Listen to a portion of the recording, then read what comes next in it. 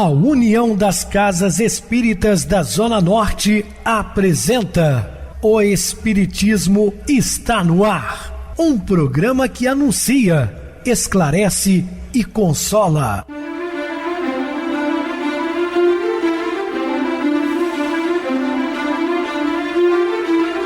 Não se turve vosso coração. Credes em Deus, credes também em mim. Na casa de meu pai há muitas moradas. Se assim não fora, eu vou-los teria dito, pois vou preparar-vos lugar. O Espiritismo está no ar. Sintonize esta frequência. Pare, pense na vida, faça perguntas. Uma ótima noite para você, muito obrigado pelo carinho, pela sintonia. Rádio Clube FM, sua voz é a nossa voz. Estamos no ar de segunda a sexta-feira, desde 2014, pela emissora, depois pelo YouTube, o canal Viver _ Melhor. Se inscreva, deixa seu like, sua opinião é sempre importante para nós. Podem também acessar o YouTube, digitar o Espiritismo está no ar. Lá encontrarão vários programas, inclusive o do dia. Eu recebo carinhosamente meu querido amigo, espiritista, trabalhador da Casa Espírita Maria de Nazaré, Adilson Reis. Uma boa noite, seja muito bem-vindo. Boa noite, Pedrosa. Boa noite a você, ouvinte da Rádio Clube FM. Vamos estudar e aprender mais uma vez juntos o Evangelho de Jesus à luz da doutrina espírita. Que ele nos abençoe. Bem, meus irmãos, vamos falar sobre Abre-te. Dúvidas, entre em contato conosco ligando para o WhatsApp da Rádio Clube FM, que é 0 operadora 32 99932 7758. Para falar comigo, utilize o TIM 98801 2675. Temos também o WhatsApp 98449 49 novamente 59. O e-mail, o Espiritismo está no ar, @hotmail.com. Interajam conosco, façam perguntas, tirem dúvidas, podem dar sugestões ao programa. Estamos à disposição dos ouvintes. Vamos agora para aquele momento muito especial que é o nosso momento de oração. Sintonize esta frequência. O Espiritismo está no ar. Momento de oração. O espírita é alguém que assegura a si mesmo ser efetivamente tão confiante nas leis divinas que jamais se confia à desesperação, tão otimista que nunca perde a coragem, tão diligente que jamais abandona o trabalho. O espírita é alguém ciente de que Deus está ao lado de todos, mas procura firmar-se, sentir, pensar e agir incessantemente ao lado de Deus. Estamos apresentando O Espiritismo está no ar. Bem, meus amados irmãos, estamos de volta com o assunto da noite, falando sobre Abre-te.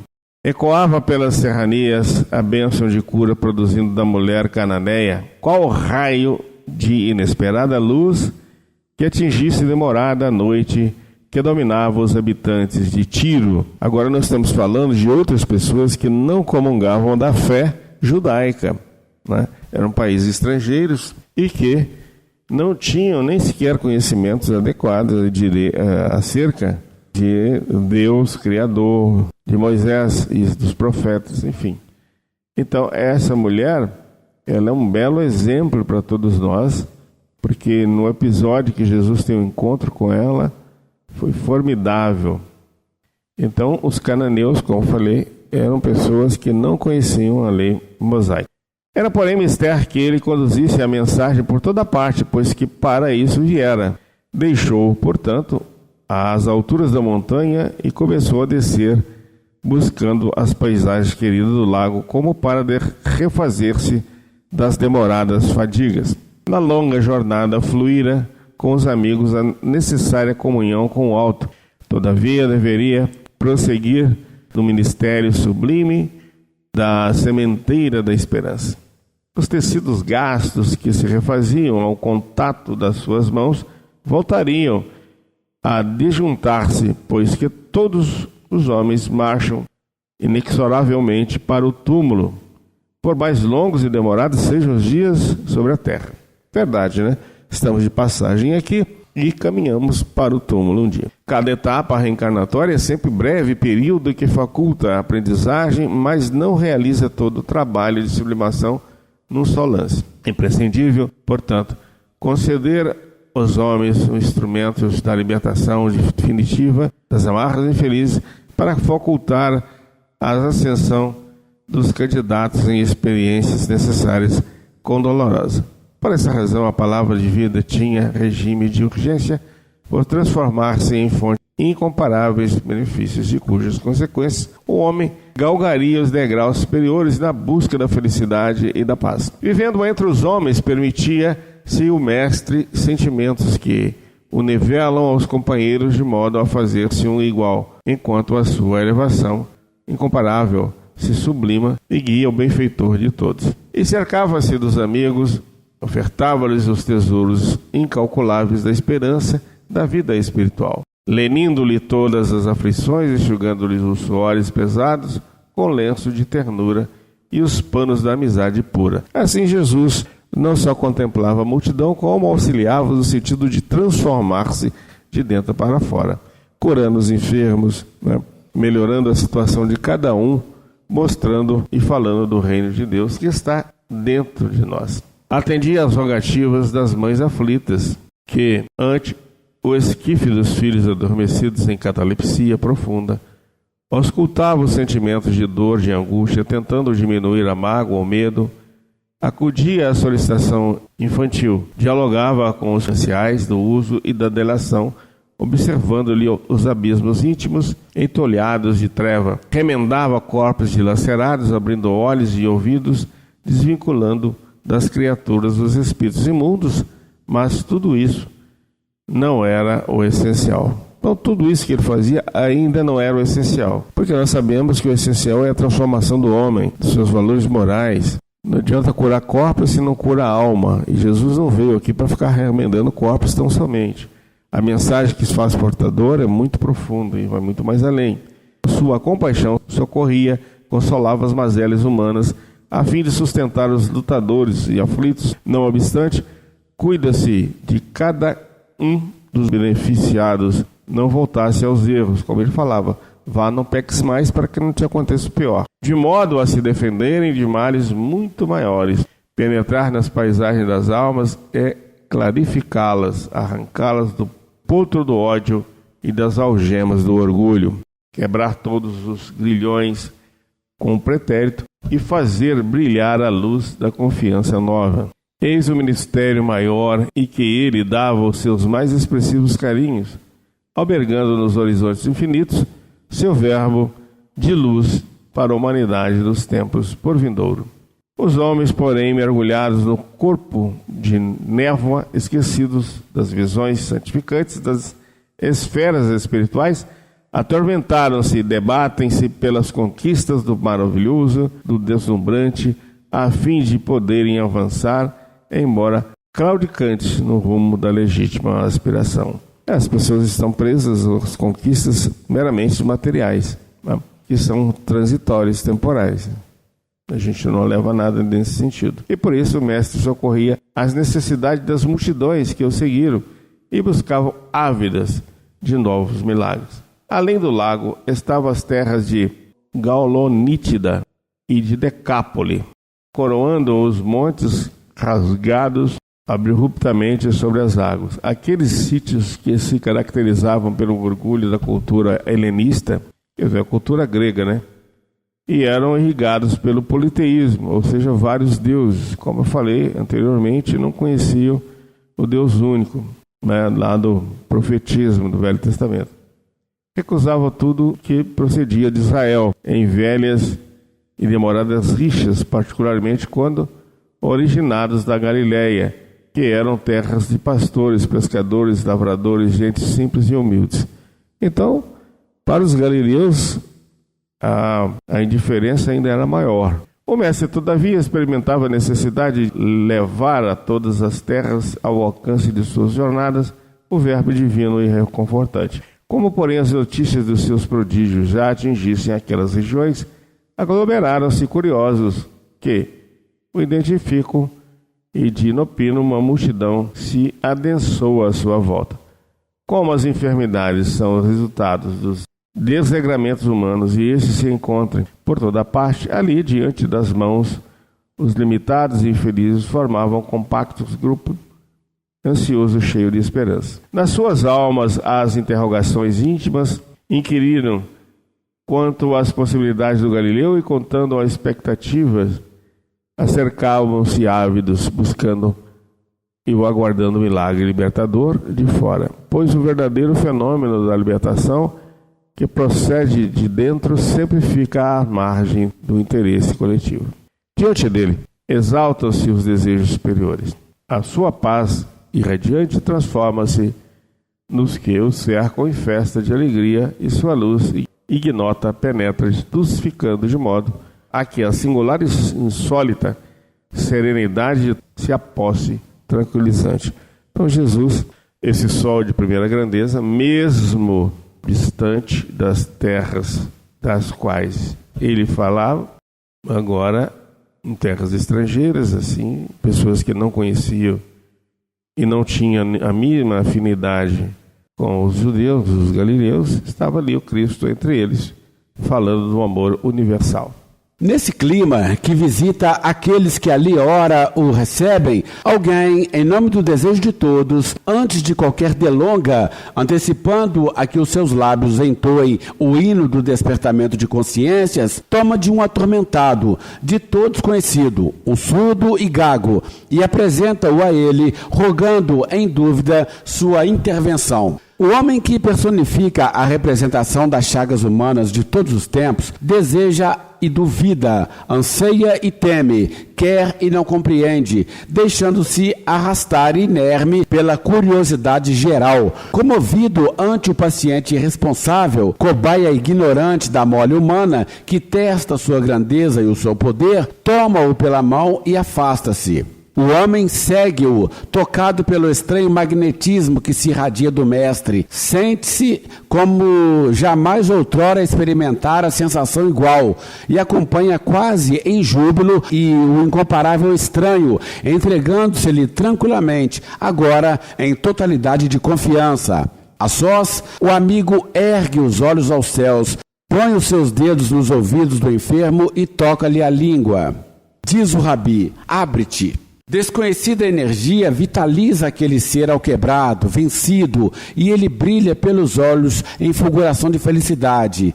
Fala, ouve, e toda uma sinfonia canta no seu espírito, fazendo-o vibrar.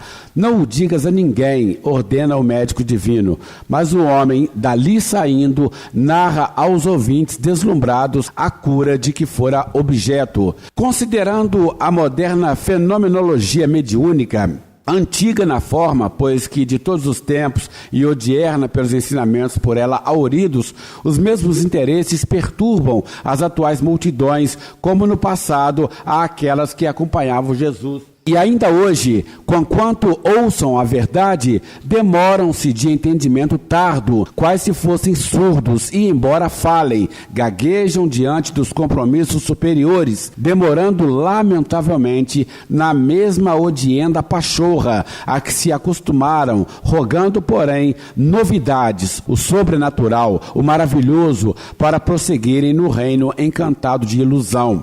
E ele, erguendo os olhos, proferiu: abre-te. O surdo e gago, reconhecido, saiu a narrar o de que fora instrumento, iniciando de logo a própria indispensável renovação. Apedrejar.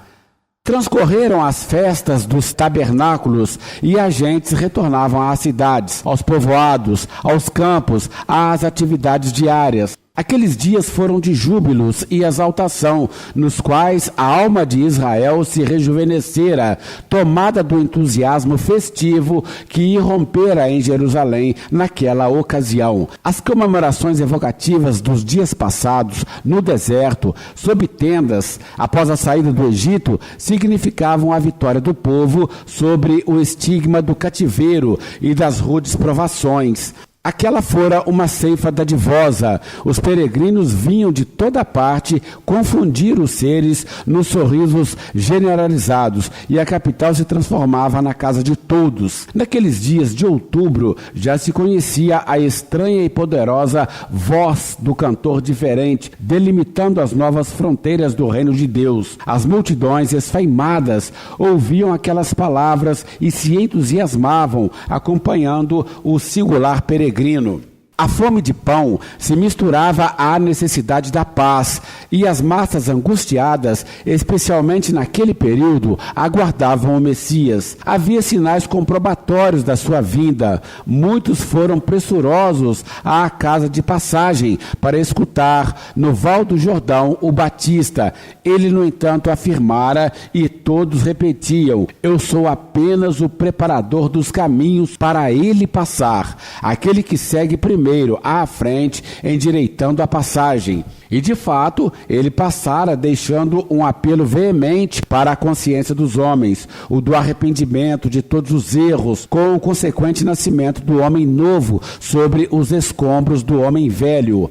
Herodes, ao decapitá-lo, penetrou em funda amargura. No entanto, o povo que lhe conhecia a vida atribulada e a conduta adulterina comentava mordaz sobre as consequências do seu crime e os lastimáveis resultados que adviriam no futuro. A voz, porém, se fizera mais forte, surpreendentemente, após a morte de João. Paralíticos e cegos, leprosos e meretrizes, pescadores e a grande plebe a ouviam. Homens representativos dentre os doutores e os levitas a escutavam, e conquanto se ressentissem das duras verdades que ela enunciava, não conseguiam condições para silenciá-la, reconhecendo-a autêntica. Expectativas felizes pareciam dominar todo o Israel, e os sonhos de liberdade, longamente acalentados, voltavam a interessar as paixões dos sôfregos corações humanos. Preconizava um reino e ensinava a todos onde repousavam as suas primeiras balizas,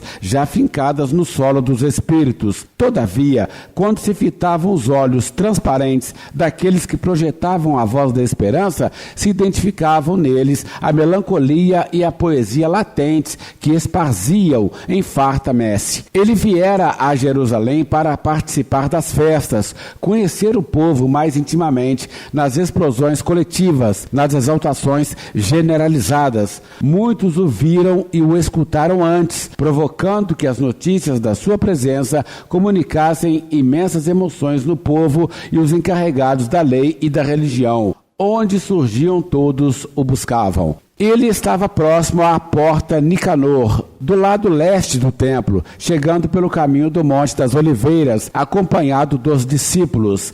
Narra João com emotividade e linguagem sucinta. Os escribas e os fariseus trouxeram uma mulher que fora surpreendida em adultério e a apresentaram dizendo: Mestre, essa mulher foi apanhada em adultério. Moisés manda que se lapidem tais mulheres pelo apedrejamento. Tu, pois, que dizes? Ele olhou de relance a mulher ultrajada e se abaixou, sensibilizado, e com o dedo começou a traçar garatujas no solo. A interrogação se demorava no ar, sem resposta. Ele era o embaixador da verdade, porém o príncipe representativo da paz e do amor. Moisés significava a aspereza literal da lei, fria e dura. Roma retirara de Israel o direito sobre a vida dos seus filhos. Ninguém, senão o imperador ou seus representantes, poderia dispor da vida de qualquer pessoa. O adultério era condenado pelo decálogo de forma irreversível. Outras mulheres ali foram trazidas pela gola dos vestidos e apedrejadas,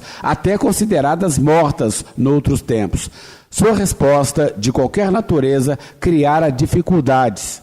Com as festas, havia nos corações uma cantilena de tolerância e benignidade, uma quase tendência ao perdão por parte do povo. Perdoá-la, no entanto, não seria convir com o adultério, oferecendo o estímulo da aceitação tácita do nefasto crime. Tu, que dizes?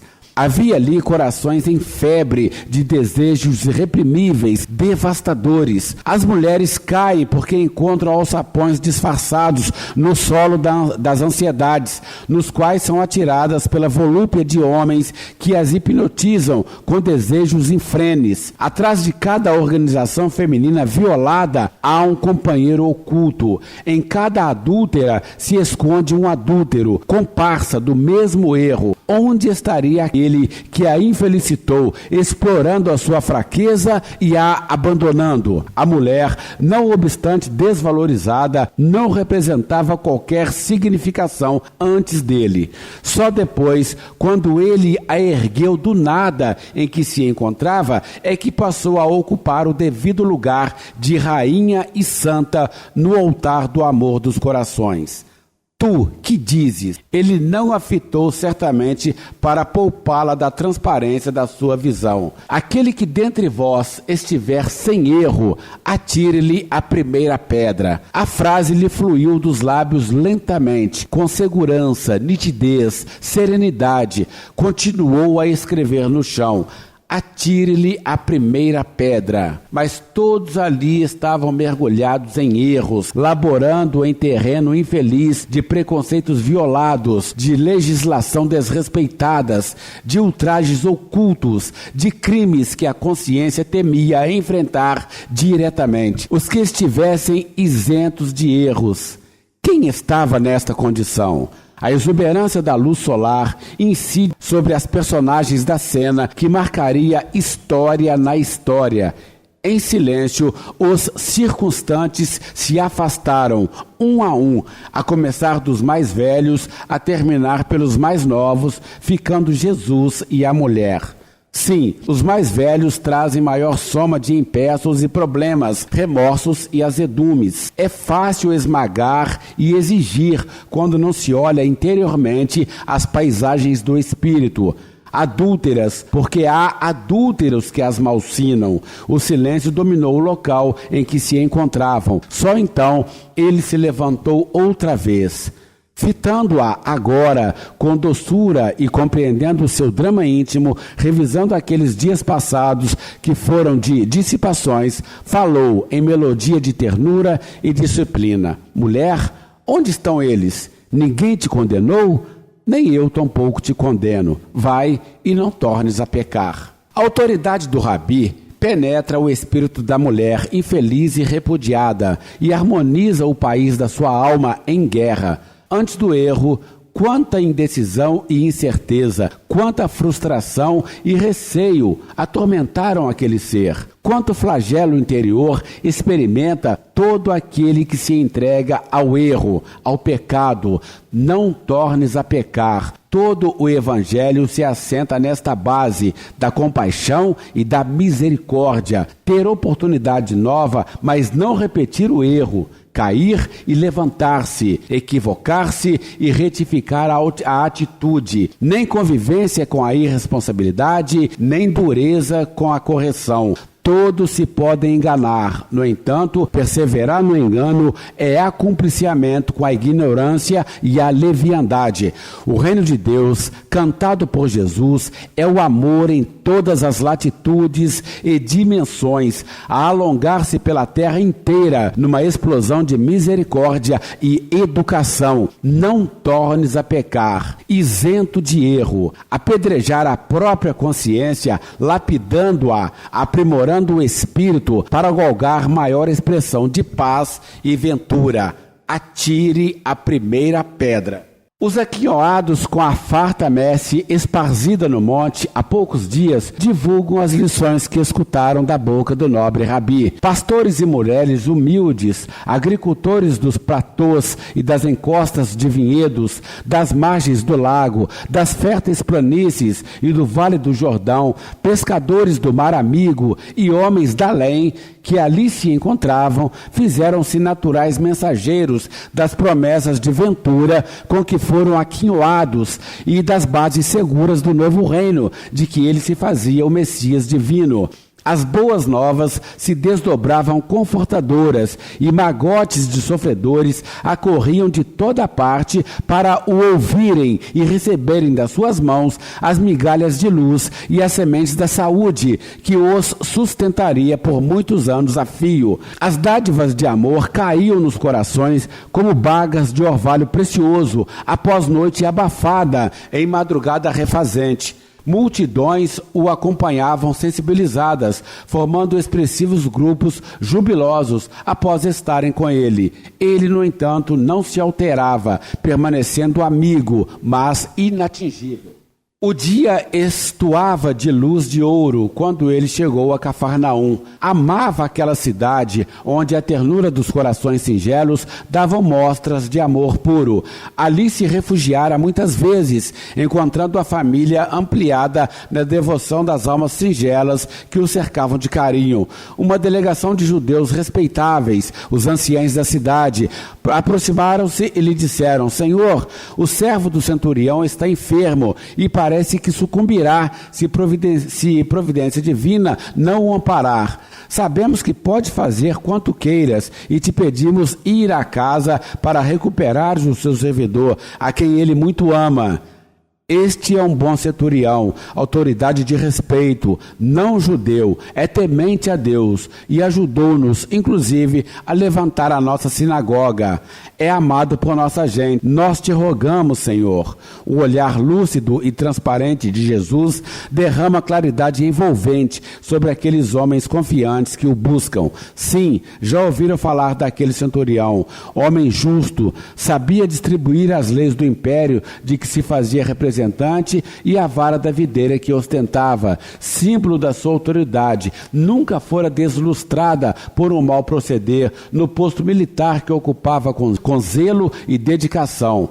Passados alguns momentos de silêncio em que o mestre auscultava no recôndito do seu ser o problema que se lhe apresentam, concorda: sim, irei até lá. O grupo que o cerca se entreolha com espontâneo contentamento e põe-se em marcha. Há uma envolvente melodia no ar. É primavera e a música do vento perfumado traz o acre doce odor das algas espalhadas nas praias imensas. Muito bem, Adilson, bem explicado. Vamos agora para o intervalo musical, a seguir a nossa oração final. Sementes Eternas.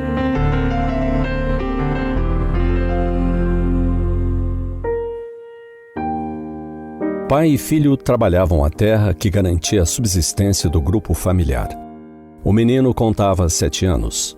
Sua responsabilidade era caminhar atrás, fechando os pequenos buracos que seu pai abria para depositar no solo fértil as sementes. Então, o garoto surpreendeu com uma pergunta cheia de avidez. Papai, o que eu vou ser quando crescer? Recorrendo à sabedoria que a vida lhe havia dado, o pai trouxe a criança para perto de si, dizendo: Vê, meu filho, estas sementes que trago comigo? São todas iguais? Prontamente o menino respondeu: Claro que não. O senhor tem sementes de feijão, de milho e de ervilha. Colocando algumas nas mãos do menino e prosseguindo com o raciocínio, perguntou o genitor à atenta criança: O que acontece quando eu planto a semente de milho no chão? Ora, papai, vai nascer um pé de milho. E quando planto a semente de feijão? Vai nascer um pé de feijão, informou o menino, sorrindo para o pai. Erguendo a criança em seus braços, o sábio trabalhador explicou: Para cada planta, há apenas uma espécie de semente. Por isso, para colhermos milho, é necessário que plantemos a semente do milho. Para que colhamos feijão, é preciso plantar a semente do feijão, e assim por diante. Nossas vidas, prosseguiu, são feitas de um eterno plantar e de um eterno colher. Hoje, plantamos as sementes daquilo que vamos colher em nosso futuro. Da mesma forma, colhemos aquilo que plantamos em nosso passado. Você pode ser tudo aquilo que quiser ser, meu filho, desde que plante as sementes corretas no campo da vida. Surpresa com a lição que acabara de receber, a criança fez uma última pergunta ao amoroso instrutor. E quais são as sementes corretas, papai? O instrutor atencioso, fitando o sol poente que aos poucos ia se despedindo no horizonte, respondeu ao pequeno: a semente da caridade, pois que todos somos irmãos, responsáveis, portanto, uns pelos outros. A semente do perdão, que nos faz recordar que todos somos aprendizes, ora acertando, ora errando, e por isso necessitados, na mesma medida, de perdoarmos e de sermos perdoados. A semente da esperança, que nos dá a certeza de que nossos esforços nunca são vãos. A semente da fé, que traz o Pai Criador para dentro de nossos corações, da mesma forma como todos nós estamos no coração dele. E, finalmente, a mais importante de todas, a semente do amor, que nos proporciona luz em nossa caminhada, ainda que muitas vezes a noite se adense e a jornada se torne difícil. Encerrando o nobre ensinamento, ambos foram em direção à modesta casa, que servia de abrigo para a harmoniosa família. No silêncio dos passos, o pai sabia que a criança, que agora se distraía, arremessando pedrinhas para longe, não havia entendido a profundidade das palavras que acabara de ouvir. Faltava-lhe ainda a maturidade que só a vida é capaz de fornecer. Entretanto, com toda a simplicidade que lhe era peculiar, o pai estava feliz, pois sabia que no entardecer daquele abençoado dia, uma semente havia sido plantada. Uma semente capaz de gerar bons frutos para toda a vida.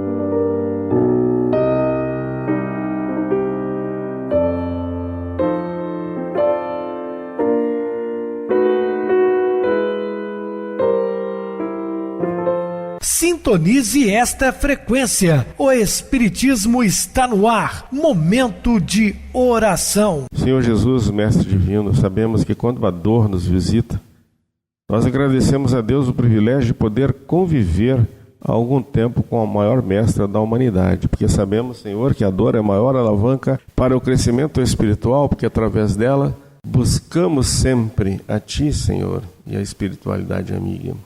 Todos nós estamos sujeitos às dores do mundo. São temporárias também, não há dores que durem para sempre, mas são momentos de angústias, tristeza, e que contamos sempre com o vosso auxílio. E que sua paz permaneça conosco, hoje e sempre. Meu querido irmão Adilson, suas despedidas. Obrigado, Pedrosa, e estaremos juntos em outras oportunidades, assim Jesus nos permitindo. Obrigado a todos pela companhia, tenham todos uma boa noite, muita paz e que Jesus nos abençoe. Boa noite para você, Adilson, muito obrigado pelo apoio aqui no programa. Boa noite também a todos os amados irmãos ouvintes do YouTube, internautas do Brasil e do exterior, nossos irmãos da Zona Norte de Juiz de Fora que nos acompanham com a rádio local 87,9 Rádio Clube FM. Continuem ligados ouvindo a nossa próxima atração, o programa Batidão com o DJ Tico, a seguir na voz de Ailton Moreno, o Encontro Central. Boa noite a todos e até amanhã, se Deus quiser.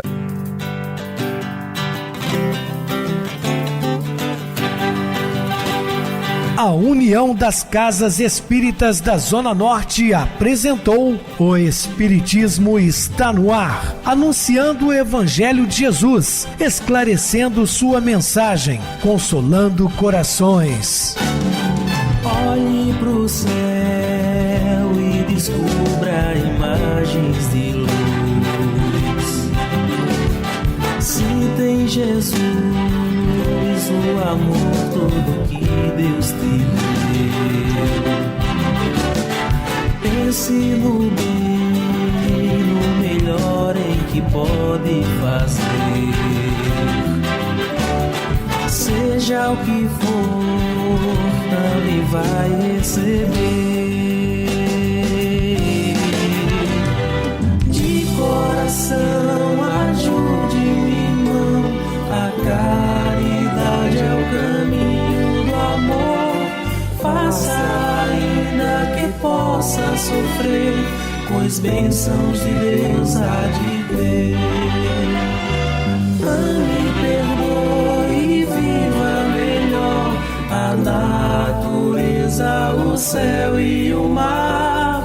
Veja o encanto que a vida nos dá, a chance eterna que temos para amar.